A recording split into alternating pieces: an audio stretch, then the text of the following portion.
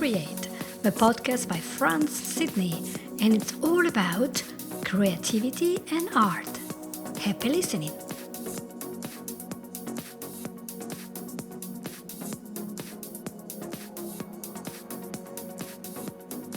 Hi everybody and welcome to episode number 1 of the Create show. My name is Franz, Sidney, and I am your host. And I'm just going to talk to you about art in general and why we have this blog. And not only the blog, but the podcast, of course, where you will be able to hear a little bit about where and how to put art back into your life. So just to get started, let's work out what I mean personally by art.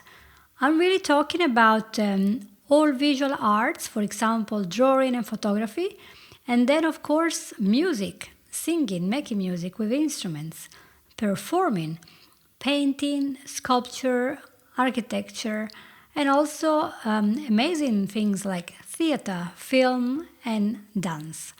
And let us not forget that art is also creativity with words, so writing books, fiction and not fiction, creating plays, making theater costumes, background. I mean, the list never ends. So art is a lot more than just painting a pretty picture, isn't it? And it has a very important role in our life, and we all use art. But how many people are actually creating art? Not so many. So I've been asking around to all my friends why art is not part of your life today, although I remember when you were younger, you were really keen. The response has been very interesting for me. So today I wanted to tell you the 4 reasons why art is not part of your life today, despite your desire to do so, even when you were very, very young. And we are all users of art in some way. We love and appreciate it, but why we're not doing it? So after asking all these questions, I came up with 4 main reasons that might stop us from including art to our hobbies and pastimes. And for some of us, they could be a very, very large part of our lives, even becoming a career. So why we are not doing it? This is a good question that I have been asking myself for many, many years. So reason number 1 of why people don't do art today is because they don't think they are good enough. What we do, we look around, we see what other people are doing, we see it's amazing, and we say, oh, I'm never going to be able to draw like you or to sing like you, so we don't even get started. A lot of people think that there is no time for art in their day. The day gets taken up by a million of things, and although on the back of their mind, they would love to do something. Day goes and the next day goes and nothing has happened. And we'll talk about that, how we use our time. But that will be a topic on its own for another podcast.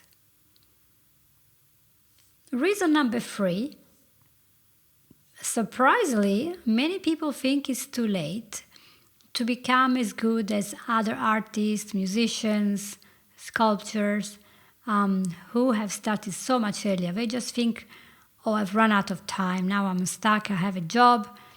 I have to pay the bills. So I really have no time to start a new hobby. But they have a desire, and the desire is there. So I'm talking really about people who wanted to do it, but they're not doing it. They have interest, but it's still not happening. And the reason number 4 is very, very common, and that it certainly applies to myself. And this is something that we all have absorbed over the years, is the concept of the starving artist.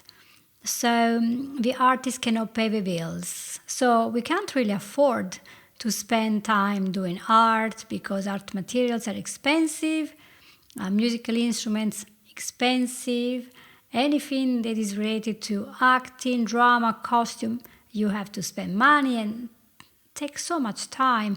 And really, it's not worth it. A lot of people think that basically we have an idea of this starving artist, right? And the artist is maybe he's not mentally well, or if he is well, he cannot be financially well.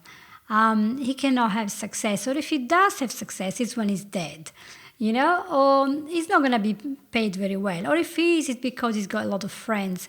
We really have a negative attitude about this.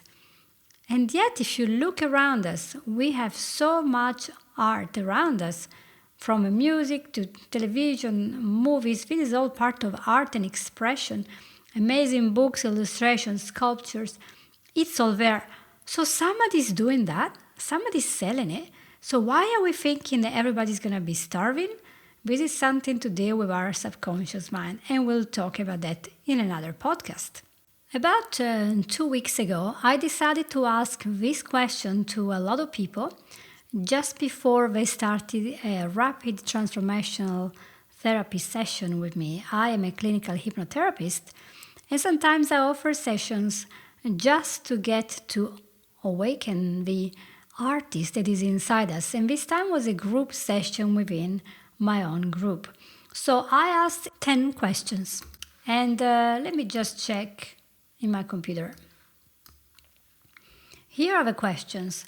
Just think about them for a minute. Are they important to you? If they resonate, then it is important that you keep listening to the podcast, because we're going to really delve in the topic. So, question number 1. What is stopping you from doing art daily at the moment? Take a minute. What's going on? Why you're not doing it? Maybe take notes. Number 2, do you believe in yourself as an artist? And if not, why not? The next question is, do you think you are enough, or do you compare yourself to others all the time? And then number 4, what did your parents and peers say when you showed interest in art and creativity when you were younger? Question number 5, do you ever think of selling your artwork? And 6, how do you value your work? Take time to think about these questions. We're now going to number 7. Do you keep your prices far too low in fear that nobody will buy your art? Number 8. How do you feel about setting aside time to do art? 9. Where is art in your priorities? Or better, in your priorities list right now? Number 10. What do you desire to become as an artist?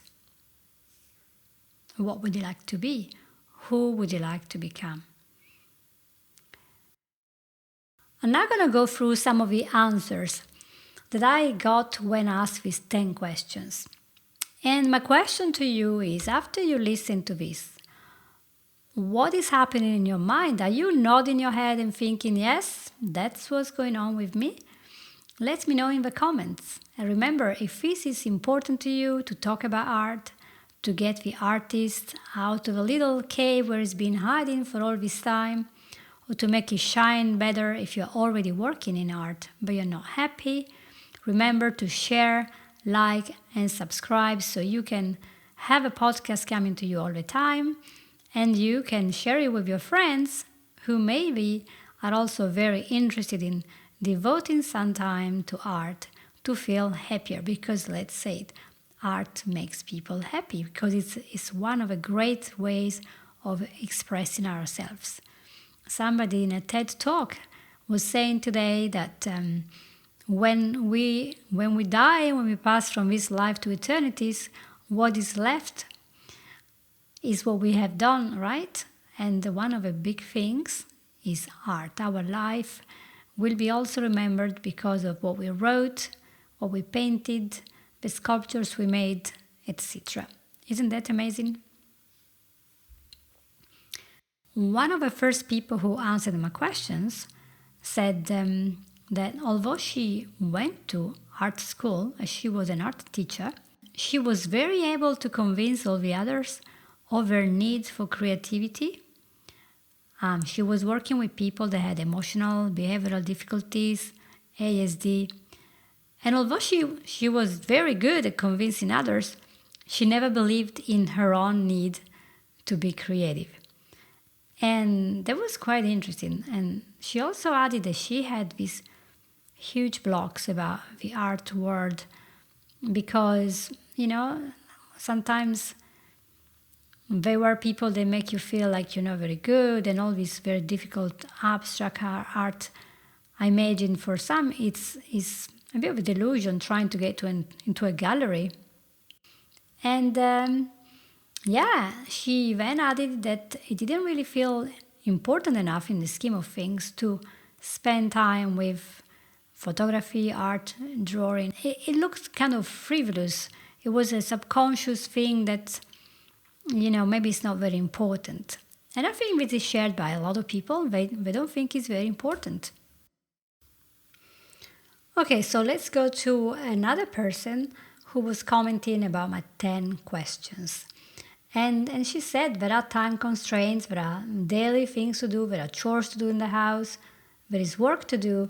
I do have a talent and I do need more practice. And although people say I'm very good, my parents didn't really tell me that I was good. So I never tried to get better or to sell my artwork. And I look at other people's art and I think, wow, this is so great. And I would love to do art to nurture my inner child, to really be able to play with this inner child, to have fun with art and, just awaken this child inside me. So I thought that was a really great comment because when we were young, all of us were drawing. But as we turned to teenagers or even earlier, we were basically full of stuff to study at school, and I guess, maths and English or whatever language you were studying, difficult subjects to memorize or to do homework about and take to exams. And in the end, people just don't have much time. And I guess that teenagers then have to choose between going out with their friends or staying home and starting a hobby, because not all the hobbies need to be done outside, So that is what happens. It just, life happens and art is relegated to a corner just to peek out again when we are 20, 30, 40, and as we realize we really miss art. We want to get back to it. I will now read from another person who really wanted to answer this, and she's very much into interesting parts of visual arts. They can be very complex. And she really said that she doesn't really have much time to do art. And although she has sold in the past, she had no idea what to charge. She was seriously underselling, undercharging. She was actually offered by the buyer, I'll pay you more, because she didn't really have idea how much to ask. And then she realized, I want to do art, but I seem to procrastinate. It's very interesting. She doesn't even have a specific room in the house where she can find some peace to do art. And I think that this happens to a lot of people. They don't have a space, a corner, and therefore it's very, very difficult to free the table where to sit and do something about it. There was a comment that was very interesting and that made me think. This woman said then that she always felt that she wasn't good enough to do art. And when she grew up, her parents were very, very hardworking. And they really knew nothing about art. And so they were not going to support anything like art. It was like a whim, a vanity. And so she always thought if she was going to do art, it was going to be something that she will just keep secret for herself or maybe give it away if somebody likes it. But she never thought about making a business out of it, for example. So that's interesting. So as you can tell, you are not the only person in the world that really wanted to sing or dance or do drama, acting, or paint or do sculptures or write a book and never got the courage. In fact, I'm very convinced if I were to walk in the middle of a big city and meet a lot of people And if I could just stop all these people, from age 30 plus, there would be a lot of people who are regretting that they have not taken more time to develop the art inside them, the artist inside them, more than that, because we also become an artist when we spend time doing art and not just using it. And so here's a question. What is needed from us to become an artist? This is the whole purpose of Create, the podcast and the 5-day challenge that will come for you on Facebook groups will be designed for that, to help to reawaken that artist that has been dormant inside you for many years. And whether you want to make this artist a part of your weekly hobby or something you do once a month, maybe 10 minutes a day, or even if you are already an artist, but you want to go deeper, to become better, to raise your confidence, to raise your prices, to find real clients that appreciate your work and the message you are giving with your product. Wherever you are, I'm here to help you, to support you in this journey, because this is a journey I have done as well. And this is part of the reason why I have so much energy behind this initiative, and that is to give everyone the chance to do art again without comparing with other people what we're doing, because art is about personal expression. In the next episodes, I will be interviewing a lot of my friends. Some of them have been friends for many years, over 20 years. Some are cartoonists from Walt Disney, scenographers, screenwriters.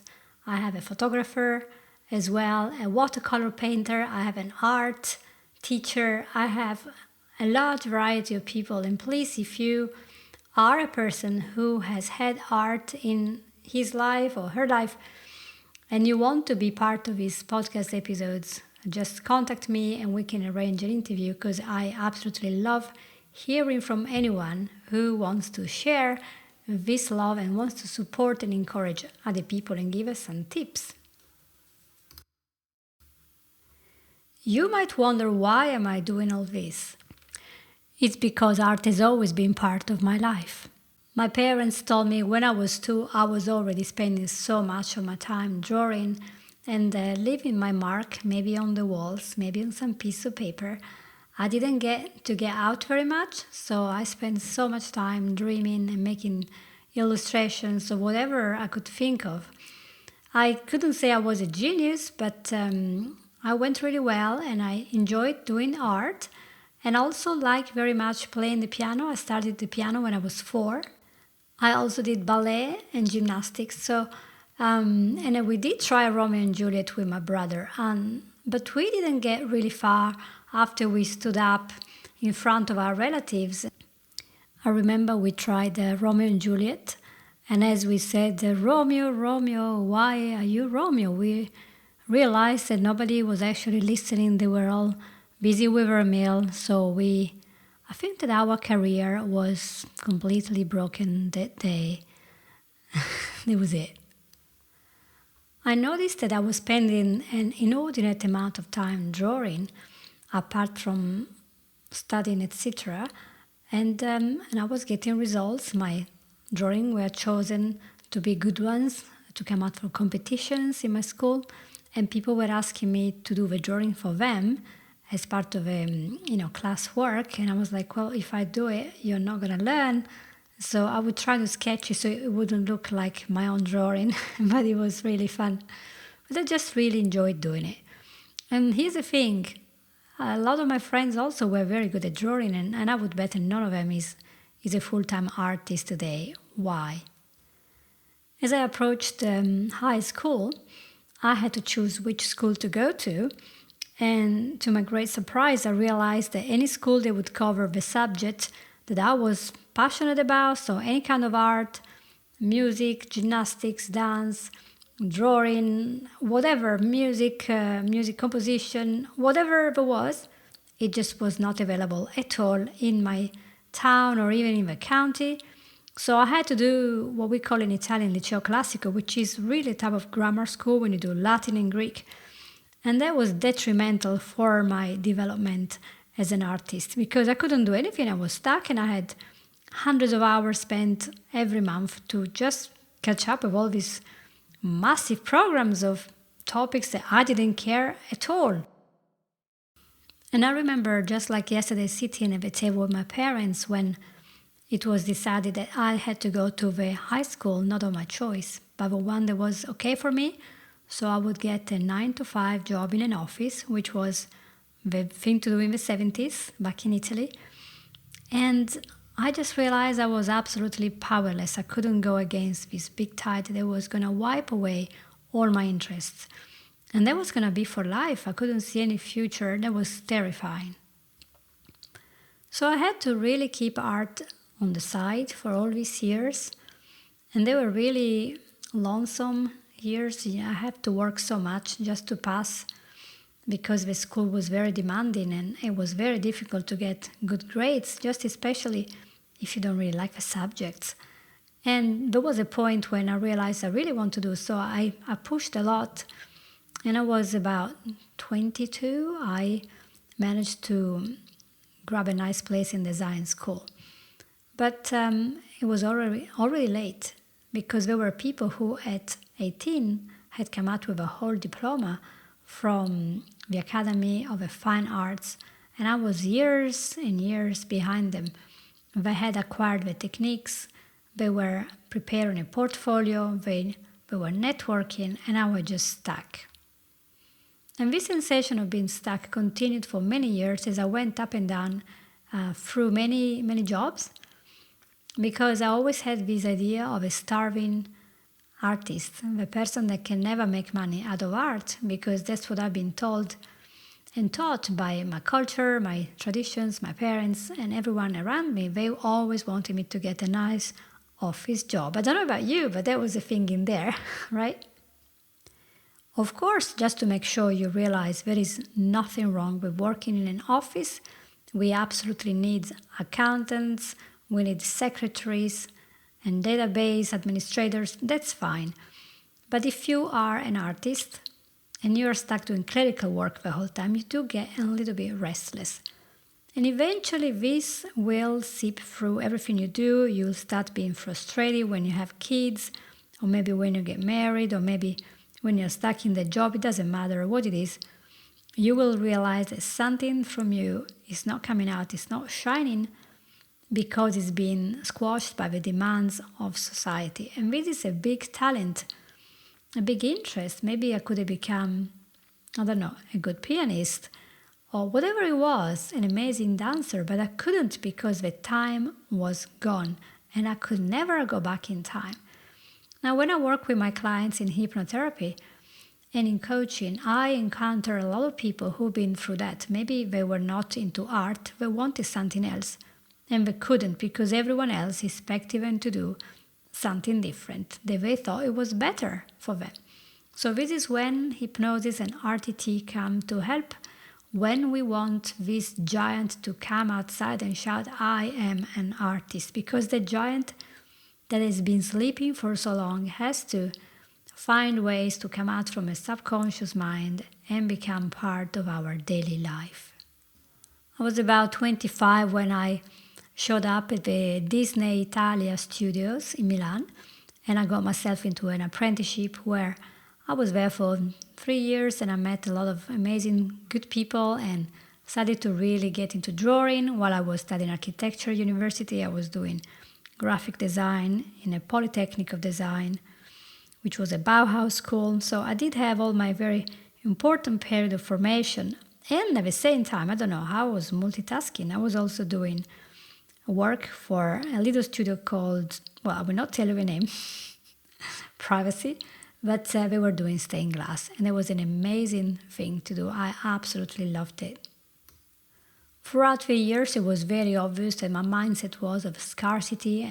An artist can never make enough money, can never be successful, because I was in a place where there was no internet, it didn't exist, and the artists were in low demand. They were always the same people they were not well paid. Only a fraction was paid enough to make a very, very simple living. There wasn't anything like today where we have internet, we have images everywhere. There just wasn't any request, so you thought you were a waste of time. Today things are different and we have a major request for all sorts of entertainment and beautiful fine arts, music, movies, and there are so many expressions of art, from beautiful books, illustrated children books. It just never ends. Even games can have beautiful imagery. So my purpose through this podcast as we go forward is to slowly go through every aspect that is going on in our life that is blocking this huge potential that we have to either find a really good hobby in art or to even develop it until we're really, really proficient. And why not even become a proficient business person who is confident enough to sell that artwork and to value his own work. During my interviews, I will be asking loads of interesting questions to all these professionals who have made art part of their life, part of their everyday life. And some of them are now 70 years old because they've been artists for all their life. How amazing to hear from them and to know that it is possible to make a living from art, to really enjoy it, and to have an amazing passion that will make us feel amazing. Because art is a great way of feeling calm and relaxed, have energy, have focus, have concentration, and really fulfill the purposes of expression of what we feel inside. So if you're interested in awakening the artist inside you, just join my group. Go to facebook.com, look for The Art of Living, or look for my name, Franz Sidney, Therapy, and you will find my group. But anyway, don't worry, because all these links will be in the description of a podcast. Join the group and we will be talking about all these art and the possibilities of opening our mind and our life to be an artist. How wonderful that is. Thank you for joining my community. If you enjoyed these episodes and you want to support the others, please make sure you click like and then share with your friends. And why not find yourself sitting here with me, maybe via Zoom, to be interviewed and talk about how art has shaped your life. Thank you so much for listening, and until the next time, bye-bye. You have listened to the first episode of Create. It's all about art.